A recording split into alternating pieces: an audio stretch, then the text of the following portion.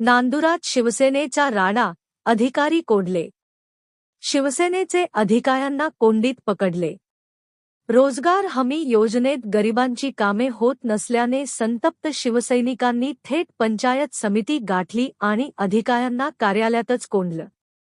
शिवसेना उपजिल्हा प्रमुख राम पांडव आणि तालुका उपप्रमुख संतोष लाहुडकर यांच्या नेतृत्वात हे शिवसेना स्टाईल आंदोलन करण्यात आलं. नांदुरा पंचायत समितीच्या रोजगार हमी योजना विभागात गेल्या अनेक दिवसांपासून गरिबांच्या फायली धूळ खात पडल्या आहेत. घरकुल धारकांची घरं प्रत्यक्षात पूर्ण झालेली नसतानाही कागदोपत्री पूर्ण दाखवून त्यांना अनुदानापासून वंचित ठेवलं जात असल्याचा आरोप शिवसेनेने केलाय. संतप्त शिवसैनिकांनी आज थेट विभागात धडक देऊन कर्मचारी आणि अधिकाऱ्यांना कार्यालयातच कोंडून ठेवलं. जोपर्यंत गरिबांना न्याय मिळत नाही तोपर्यंत दरवाजे उघडणार नाहीत, असा पवित्रा राम पांडव यांनी घेतला. या आंदोलनामुळे पंचायत समितीत काही काळ तणावाचं वातावरण निर्माण झालं होतं.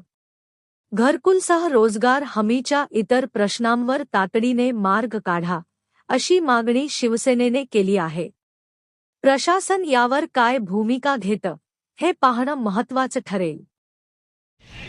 आज आम्ही आमचे शिवसेनेचे रामभाऊ पांडव उपजिल्हा प्रमुख, मी स्वतः उपतालुका प्रमुख शिवसेना MRGSच्या अधिकाऱ्यांना त्रस्त होऊन गोरगरिबाचे कामं होत नाही त्याच्यामुळे या कार्यालयाला कुलूप लावत आहे आणि पुढच्या परिणामाला त्यांनी समोर जावं हा इशारा त्यांना देत आहे. आणि याच्या पुढेही जर कोणत्या गोरगरिबाचे कामं झाले नाही, आज फक्त कुलूप लावलं, उद्या त्यांचे आम्ही जोडे मारून स्वागत करू.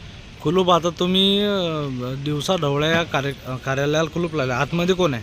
आतमध्ये MRGSचे कर्मचारी आहेत. MRGSचे कर्मचारी आतमध्येच आहेत.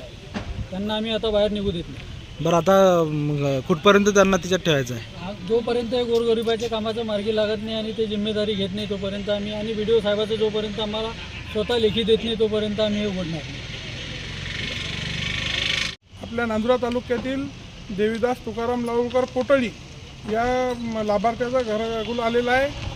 त्याचे 2 हप्ते निघाले आहे आणि या MRGS वाल्यांनी त्याचं घरकुल पूर्ण झालं असा रिपोर्ट दिल्यामुळे त्याचे MRGSचे किंवा बाकीचे पैसे निघत नाही, त्याच्यावर अन्याय होत आहे.